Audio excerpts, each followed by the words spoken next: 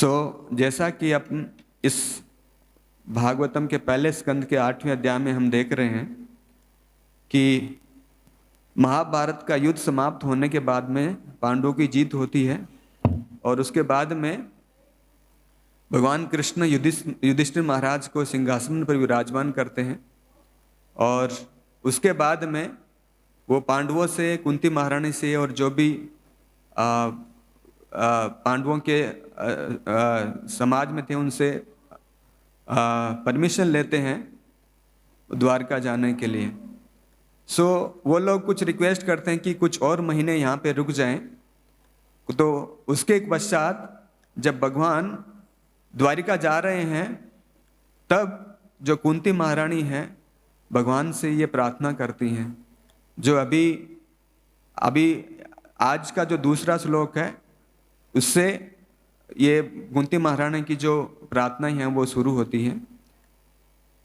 Generally हम लोग देखते हैं कि साधारणतया लोग जैसे मंदिर में आते हैं सबकी अलग अलग तरीके से प्रार्थना करते हैं, कोई किस चीज़ के लिए, कोई किस चीज़ के लिए, लेकिन मोस्टली जो साधारण व्यक्ति हैं उनका ये रहता है कि शरीर से इर्द गिर्द जो भी चीज़ है कि यह शरीर हेल्दी रहे, कोई बीमारी हो तो उससे छुटकारा हो, घर गृहस्थी में सुख शांति हो, किसी की जॉब लग जाए, है ना, किसी के परिवार में कोई परेशानी हो दूर हो जाए।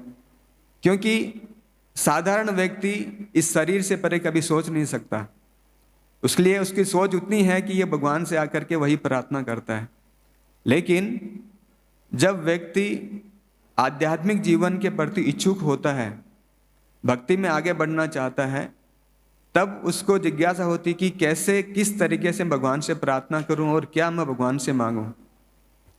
तो इसका सबसे जो बेस्ट और सबसे अच्छा तरीका है कि जो शुद्ध भक्त हैं उनकी प्रार्थनाओं को हम लोग दोहराएं, उनको रिपीट करें और वही प्रार्थना भगवान को अर्पित करें।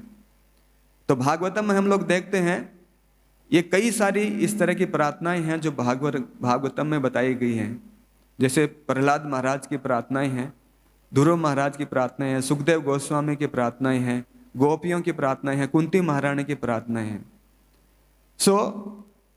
ये एक प्रार्थनाएं क्यों हमारे को दोहरानी चाहिए, क्यों भगवान को अर्पित करनी चाहिए? क्योंकि इन प्रार्थनाओं में जितने भी वैदिक ग्रंथ हैं उन सब वैदिक ग्रंथों का सार इन प्रार्थनाओं में समाहित है। जैसे भगवान ने सारे जो वैदिक ग्रंथ दिए हैं ये मानव समाज के कल्याण के लिए, मानव समाज की उन्नति के लिए और हम लोगों को इस भौतिक संसार से मुक्ति प्राप्त करने के लिए दिए हैं।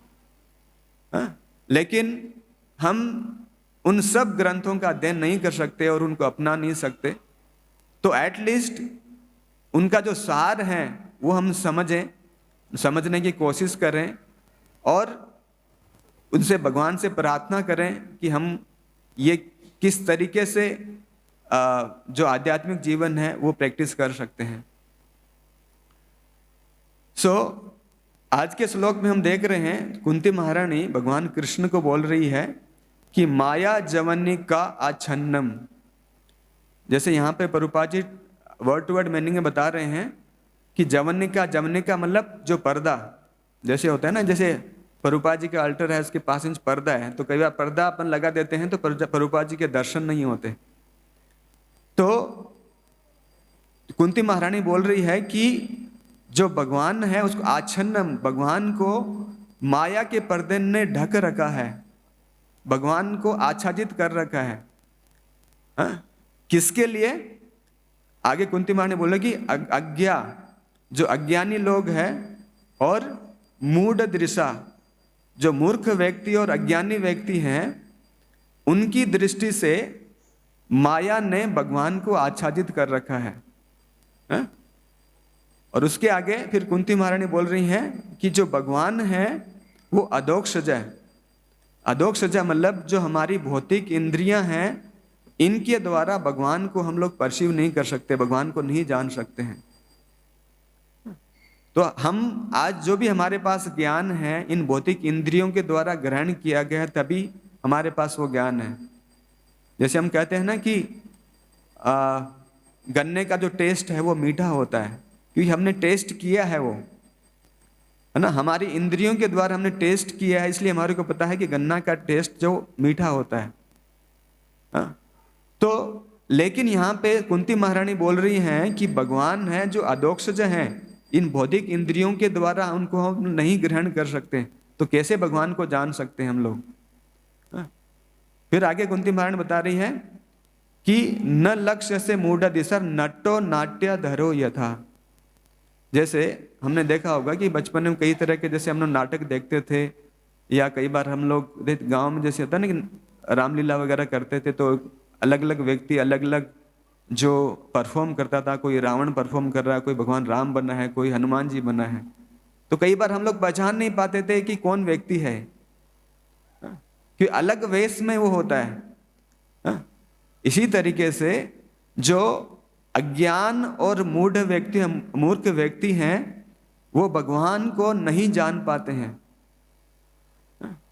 जैसे छोटा सा एग्जाम्पल, जब भगवान कृष्ण अपनी लीलाएं कर रहे थे इस भौतिक संसार में, तब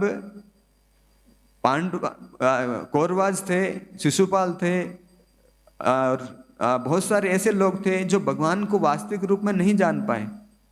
इवन दुर्योधन खुद भगवान के सामने मौजूद था, फिर भी भगवान के वास्तविक स्वरूप को नहीं पहचान पाया वो। जबकि भगवान कृष्ण भगवत गीता में बोलते हैं ना कि ईश्वर सर्वभूतानां हृदय से अर्जुन तिष्ठति, कि भगवान हर जीव हर व्यक्ति के हृदय में परमात्मा के रूप में विद्यमान है। जैसे बताया गया है कि भगवान क्षीरोदक्षाई विष्णु के रूप में हर जीव के हृदय में, केवल मानव के लिए नहीं, हर जीव जो जानवर है उनके हृदय में परमात्मा के रूप में विद्यमान है, परमात्मा के रूप में उनके शरीर में विद्यमान है। और हर अणु में भगवान क्षीरोदक्षाई विष्णु के रूप में एंटर करते हैं। और इसके अलावा भगवान बाह्य रूप, जैसे ब्रह्मांड की जब रचना होती है तो भगवान गर्भोदक्षाई विष्णु के रूप में इस ब्रह्मांड में एंटर करते हैं, और जब ब्रह्मांड में एंटर करते हैं तब ये ब्रह्मांड है ये एक्टिव होता है, तब जाकर के ये काम करना चालू करता है। जैसे छोटा सा एग्जांपल लेते हैं कि जैसे अपना ये भौतिक शरीर है, इसमें आत्मा है, इसकी वजह से ये एक्टिव है, ये जीवित है, ये काम कर पाता है, इसमें चेतना है। जब इसमें आत्मा नहीं होती है, मृत हो जाता है, तो बिल्कुल कुछ काम नहीं कर पाता और मृत हो जाता है वो। जैसे एक बच्चा है, उसका शरीर है, धीरे धीरे करके ग्रो करता बढ़ता है, क्योंकि उसमें आत्मा है। लेकिन एक मृत बच्चे का शरीर है, वो कभी बढ़ता नहीं है, वैसा का वैसा ही रहता है, क्योंकि उसमें आत्मा नहीं है। उसी तरीके से इस ब्रह्मांड में जब भगवान गर्भोदक्षाई विष्णु के रूप में एंटर करते हैं, तब ये एक्टिव होता है। और उसके सिम्टम है वो हम लोग देख सकते हैं। जैसे हम देखते हैं कि रोजाना सूर्य उदय होता है, चंद्रमा का उदय होता है, अलग अलग ऋतुएं हैं वो बदलती रहती हैं, और बहुत सारी चीजें हैं जो नेचुरली चलती रहती हैं। तो ये सिम्टम है कि भगवान इस ब्रह्मांड को चला रहे हैं, इस ब्रह्मांड में उपस्थित हैं। लेकिन बहुत सारे लोग हैं वो इसका, जैसे प्रभुपाद जी तात्पर्य बता रहे हैं, कि इसको एक्सेप्ट नहीं करते हैं। वो चलते हैं कि भगवान को कोई अस्तित्व नहीं है और भगवान को नहीं देख पाते हैं। जबकि अपन देख रहे हैं कि भगवत गीता में भगवान बोल रहे हैं कि हर जीव के हृदय में विद्यमान है, और इस ब्रह्मांड में भी हर जगह है विद्यमान है, जिसकी वजह से ब्रह्मांड चल रहा है। लेकिन कुछ मूर्ख व्यक्ति हैं, वो ये चीज है नहीं समझ पाते हैं। तो जैसे यहाँ पे कुंती महारानी बता रही हैं कि जो अज्ञा और मूढ़ जो व्यक्ति हैं, मूर्ख व्यक्ति हैं, वो कभी नहीं समझ पाते भगवान को। उनके लिए भगवान माया के द्वारा आच्छादित रहते हैं। और भगवत गीता में भगवान एक जगह बोलते हैं कि नाहम प्रकाश सर्वस्य योग माया समावृत है, मूढ़यम ना भी जानाति लोको माम जन्म अव्ययम। यहाँ पे भी भगवान बोल रहे हैं, सेम चीज भगवान यहाँ बता रहे हैं कि मूर्ख और अल्पज्ञ व्यक्ति के लिए भगवान योग माया के द्वारा आच्छादित रहते हैं। योग माया समावृत है, योग माया के द्वारा वो आच्छादित रहते हैं। तो जो मूर्ख लोग हैं वो भगवान को कभी देख नहीं पाते हैं, जान नहीं पाते हैं। भगवत गीता में एक जगह भगवान कृष्ण बोल रहे हैं कि मया दक्षिण प्रकृति सूयते से चराचरम, कि ये जो माया है, जो योग माया है, ये भगवान की ही एनर्जी है। भगवान बोल रहे हैं कि ये मेरी ही एनर्जी है, और जिसकी वजह से जो मूर्ख व्यक्ति हैं वो भगवान को जान नहीं पाते हैं। जैसे हम छोटा सा एग्जाम्पल लेते हैं कि जैसे बारिश के समय में हम देखते हैं कि बहुत सारे बादल आ जाते हैं और हम सूर्य को नहीं देख पाते हैं। इसी तरीके से भगवान की जो एनर्जी है, माया है, वो भगवान को आच्छादित कर लेती है और भगवान को हम नहीं जान पाते, नहीं देख पाते हैं। लेकिन यदि भगवान चाहें तो यदि उन माया से हमारे को फ्री कर देते हैं तो भगवान का वास्तविक स्वरूप है वो हम लोग देख पाते हैं।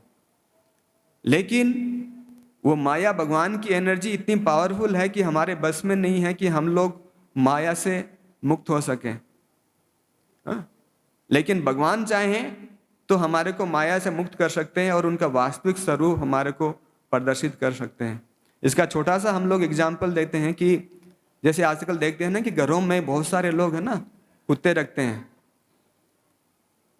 और कुछ लोग है ना बहुत बड़े बड़े कुत्ते रखते हैं, बहुत डरावने, और जैसे ना जर्मन शेपर्ड बड़े बड़े कुत्ते होते हैं और देख के ही आदमी डर जाता है।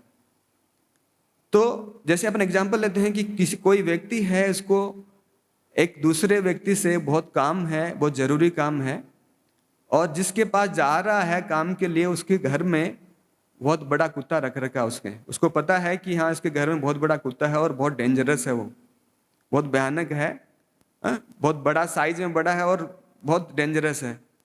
तो वो उसको जाता है घर से बाहर से ही उसको फोन करता है, फोन नहीं उठाता है, घंटी बजाता है, घंटी भी नहीं पता चल पाता है। फिर धीरे से गेट खोल करके बिना आवाज किए घर के अंदर एंटर करता है ना। एंटर करके धीरे से गेट खोल के देखता है कहीं कुत्ता तो नहीं है, क्योंकि उसको डर है कि कहीं वो कुत्ता मेरे पे अटैक ना कर ले।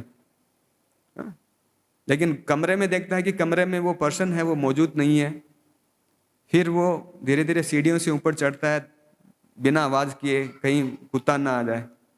लेकिन सीढ़ियों से ऊपर चढ़ने के बाद जैसे ही रूम में घुसता तो सामने देखता है कि वो जो पर्सन है सामने एक अपने बिस्तर पे बैठा है। तो जैसे ही सामने देखता है तो वो फ्री हो जाता है कि ना अब कोई दिक्कत नहीं है, अभी चाहे कुत्ता है कोई दिक्कत नहीं है, और उसको आवाज देता है, बुलाता है उसको। इतने में ही जो कुत्ता है वो गेट के पीछे बैठा होता है और उसके ऊपर जंप करता है। अभी यहाँ पे हम सिचुएशन देखें कि वो आदमी कितना भी कर ले कि वो कुत्ते के जो आक्रमण से बच नहीं सकता। वो चाहे कि कुछ खिला दें उसको। कई बार हम लोग जैसे डोनर्स के पास में जाते हैं ना, तो कई बार उनके कुत्ते आते हैं तो हम लोग खाजा प्रसाद देते हैं तो शांत हो जाते हैं। लेकिन वो भयानक कुत्ता है, अब उनका अटैक कर रहा है तो वो उसको सोचे कि कुछ खिला दूं तो वो कुत्ता उनकी नहीं सुनेगा, वो इमीडिएटली उसके ऊपर अटैक कर रहा है। तो वो इंसान कुछ नहीं कर सकता उस कुत्ते के अटैक से बचने के लिए। लेकिन जो सामने उसका मालिक बैठा है वो एक आवाज देता है कि कुत्ते का नाम लेता है या फिर उसको रुकने के लिए बोलता, तुरंत वो कुत्ता रुक जाता है। होता नहीं है? देखा आप लोगों ने? सेम इसी तरीके से ये जो माया है ये भी भगवान की ही एनर्जी है। यदि भगवान हमारे चाहें कि हमारे को माया से मुक्त करना चाहें तो वो उनके पास पावर है, बिल्कुल हमारे को माया से मुक्त कर सकते हैं। लेकिन हमारे पास इतनी शक्ति नहीं है कि इस माया से हम लोग मुक्ति पा सकें। और जब तक इस माया से मुक्ति नहीं पाएंगे तब तक हम लोग ना तो हमारा वास्तविक स्वरूप जान पाएंगे ना भगवान का वास्तविक स्वरूप जान पाएंगे। जैसे प्रभुपाद जी यहाँ तात्पर्य में बता रहे हैं कि हम भी भगवान को एक सामान्य व्यक्ति की तरह देखेंगे।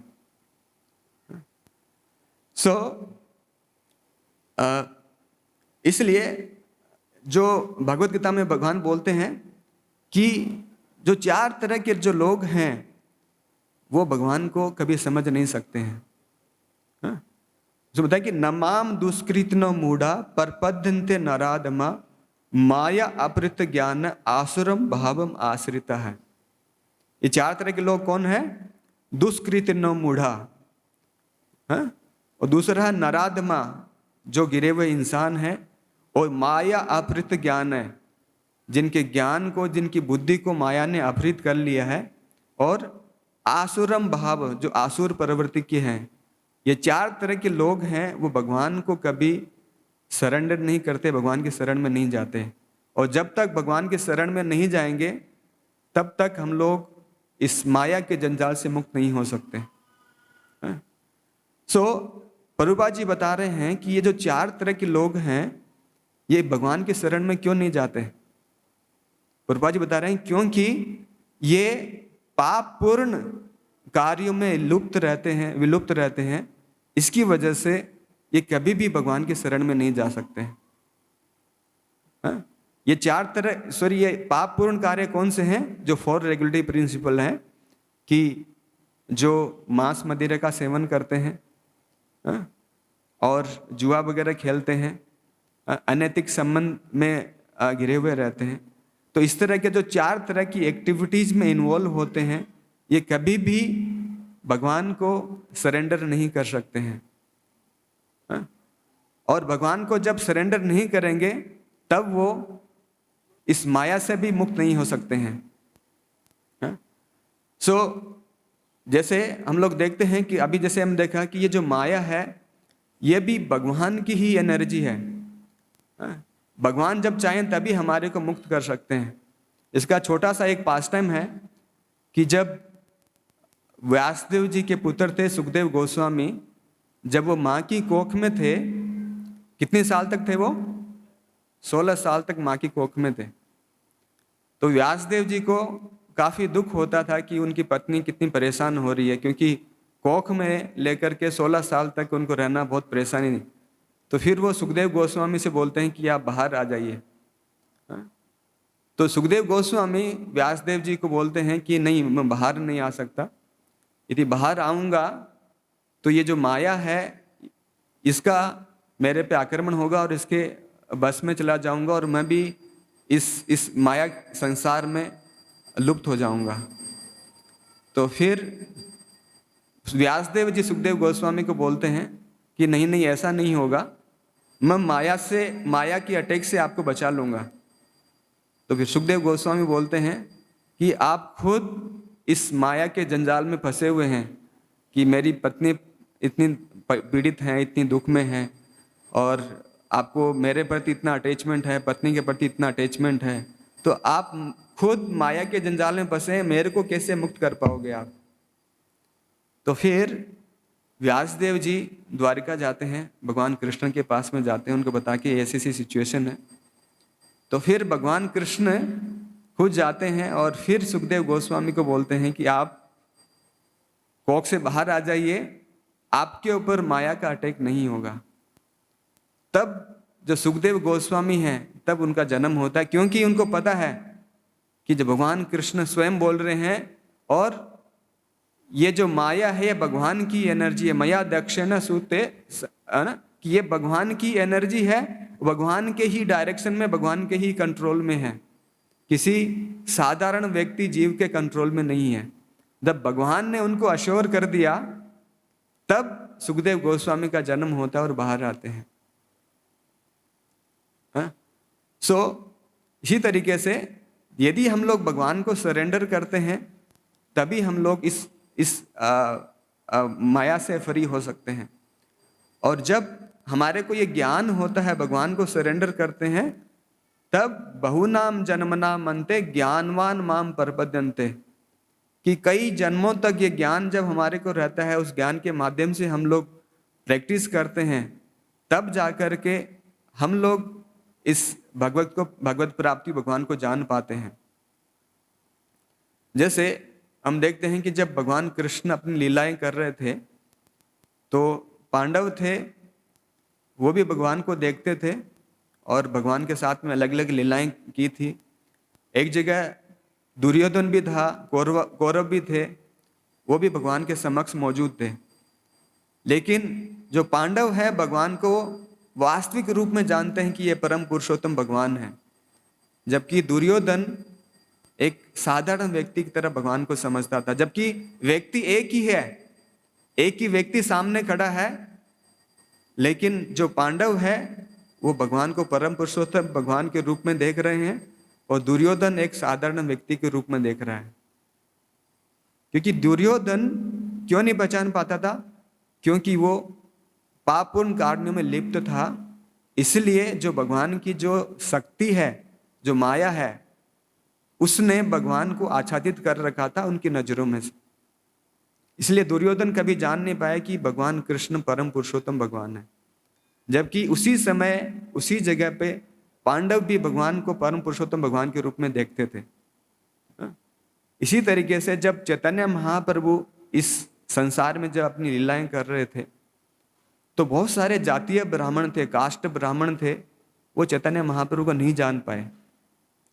वो चैतन्य महाप्रभु एलिगेशन लगाते थे कि ये तो एक सन्यासी होना करके एक ढोंग रचता है, कीर्तन करता है, डांस करता है, संकीर्तन करता है। जबकि एक सन्यासी को शास्त्रों का अध्ययन करना चाहिए।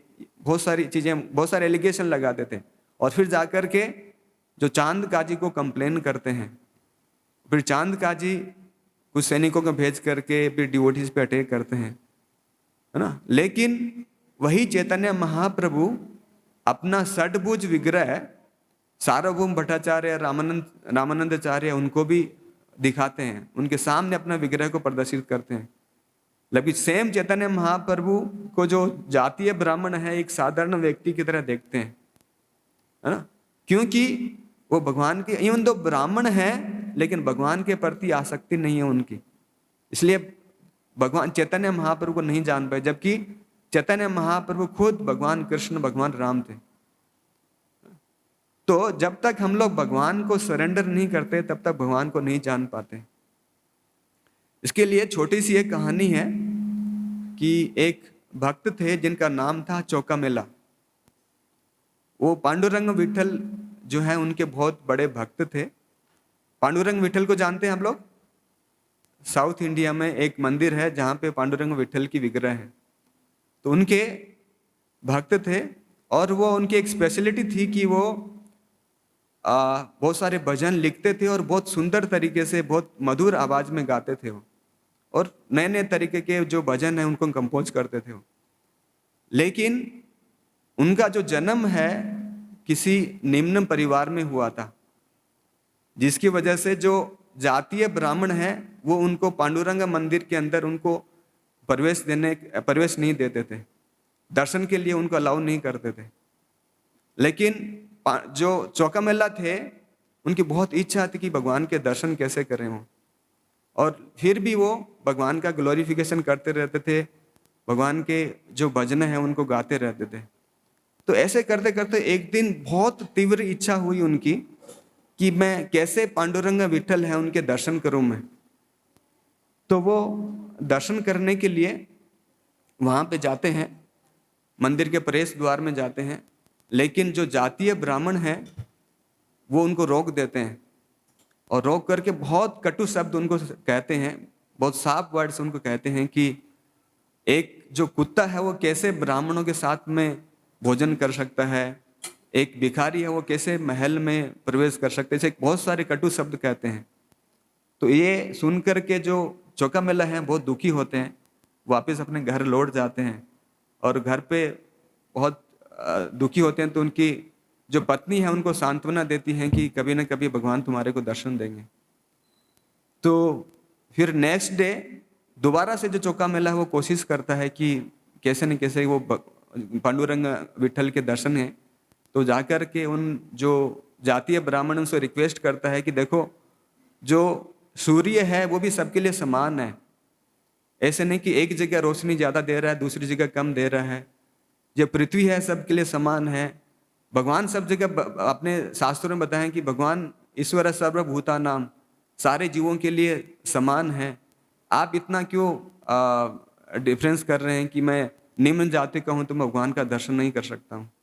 लेकिन फिर भी जो जातीय ब्राह्मण है वो उनको मंदिर में प्रवेश नहीं देते हैं और वो बहुत दुखी होता है।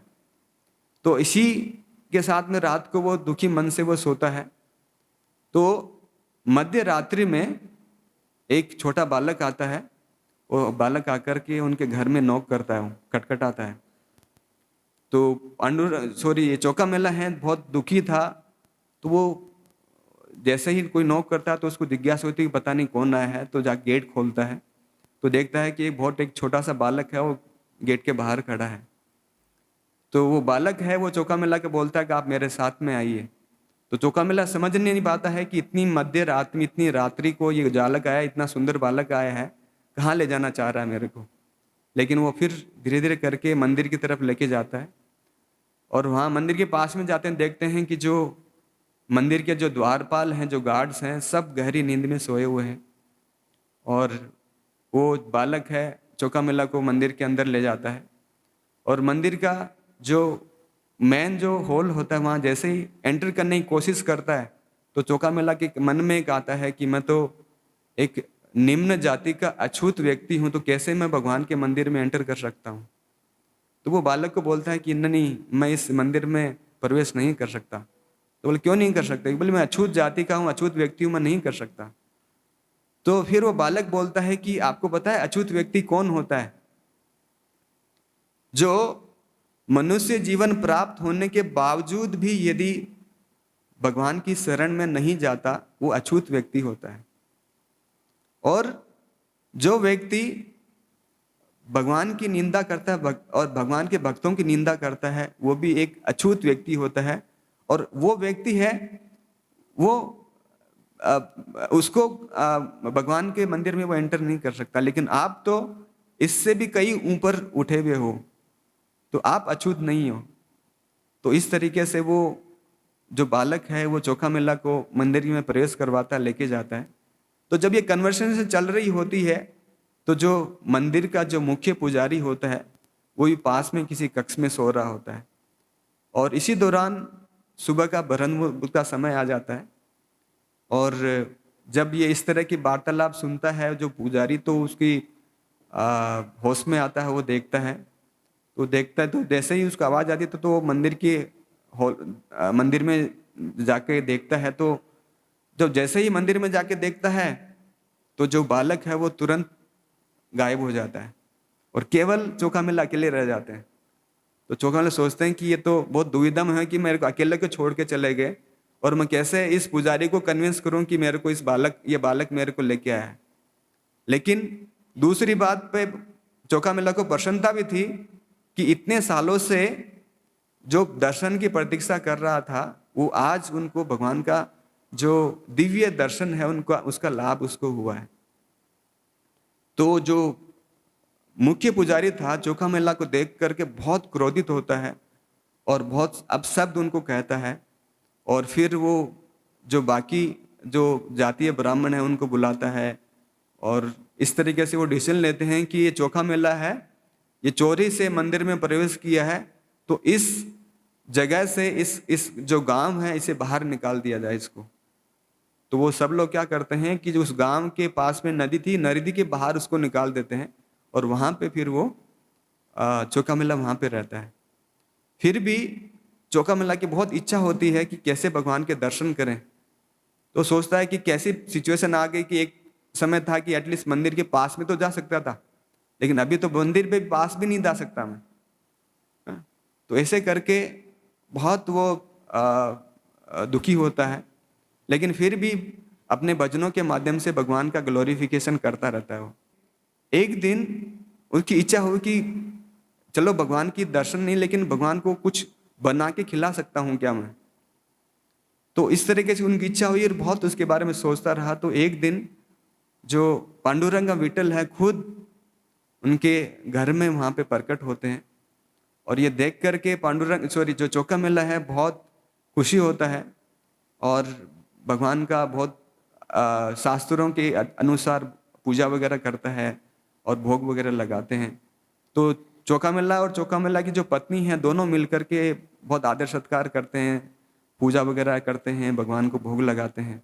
लेकिन भोग लगाने के दौरान उसकी पत्नी से थोड़ा सा दही भगवान के कपड़ों पे लग जाता है। तो ये देख करके जो चौकामेला बहुत गुस्सा होता है गुस्सा होकर के अपनी पत्नी को डांटता है कि तुमने ऐसे क्यों किया, या तुम ऐसे हो वैसे हो, बहुत डांटता है। लेकिन उसी दौरान जो पांडुरंगा विठल मंदिर का जो मुख्य पुजारी है, उसके बाहर से, घर के बाहर से गुजर रहा होता है। तो जब ये देखता है तो वो सोचता है कि ये किसको डांट रहा है। तो अंदर जाके देखता है तो वो जो पांडुरंग विठल है तुरंत गायब हो जाते हैं। लेकिन फिर भी पांडुरंग विठल का, सॉरी, इनका चौखामेला का गुस्सा रहता है और वो फिर भी डांटता है। तो पत्नी भी चली जाती है, वो चले जाता है। तो सामने वो मुख्य पुजारी होता है, तो ये देख करके बोले, ये मेरे को इतना अपशब्द क्यों कह रहा है, इतनी निम्न जाति का और मैं ब्राह्मण हूँ, मेरे को ये अपशब्द क्यों रहता है। तो गुस्से में उसको बहुत जोर से थप्पड़ मारता है। तब उसको चौखामेला लगता है कि ये मेरे को क्यों थप्पड़ उसने मारा है। तो चौखामेला थोड़ा दुखी होता है, लेकिन वो निम्न जाति का है तो बेचारा सहन कर लेता है। लेकिन जब मुख्य पुजारी जब मंदिर में जाता है सेवा करने के लिए, तो जैसे ही भगवान के पट खोलता है और अंदर जाता है, देखता है कि जो पांडुरंग विठल है वो रो रहे हैं और उनकी आंखों से आंसू गिर रहे हैं। तो ये सोच करके ये बाकी जो ब्राह्मण उसको बुलाता है कि ये कैसे हो गया। तो फिर वो रिकॉल करता है कि वो चौखामेला के घर गया था, उसको उसने थप्पड़ मारा था और ये सब है। तो वो पास्ट टाइम उसको रिकॉल होता है और फिर उसको एहसास होता है कि उसने बहुत बड़ा अपराध कर दिया है। जो चौखामेला हैं भगवान के बहुत बड़े भक्त हैं और उनको मार के उन्होंने बहुत बड़ा अपराध कर दिया है। तो फिर तुरंत वो चौखामेला के घर जाता है, उसको दंडवत करता है, उनको उनसे माफी मांगता है। सो इसी तरीके से चौखामेला है उनका जीवन यापन चलता रहता है और काफी चौखामेला बुजुर्ग हो जाता है, बूढ़ा हो जाता है। तो एक दिन उनके गांव में कुछ काम कर रहे होते हैं, तो चौखामेला और कुछ और कुछ निम्न जाति के लोग होते हैं, वो किसी दीवार के पास में काम कर रहे होते हैं। तो अचानक से वो दीवार गिर जाती है और वो बहुत बड़ी दीवार थी। वो गिरने से जितने भी लोग आसपास व्यक्ति थे, चौखामेला था, सबकी मृत्यु हो जाती है। तो उसके बाद में पांडुरंग विठल के एक बहुत बड़े भक्त और थे जिनका नाम था नामदेव, आपने यदि सुना होगा। तो नामदेव के सपने पांडुरंग विठल आते हैं और बहुत दुखी होते हैं और रो रहे होते हैं कि, तो फिर नामदेव उनसे पूछता है कि आप इतने दुखी हैं, क्यों रो रहे हैं। तो बोला कि मैं, मेरे भक्त की इच्छा है वो पूर्ण नहीं कर पाया। तो नामदेव बोलते हैं, बोले आप तो सर्व शक्तिशाली हैं, सब कुछ आपके कंट्रोल में है, ऐसे कैसे हो सकता है कि आप अपने भक्तों की इच्छा पूर्ण नहीं कर पाए। बोल नहीं नहीं, ऐसा ही है, मैं एक, मेरे भक्त हैं, बहुत बड़े भक्त हैं, उनकी इच्छा पूरी नहीं कर पाया। तो नामदेव पूछेंगे कौन सा भक्त है, उनकी क्या इच्छा थी।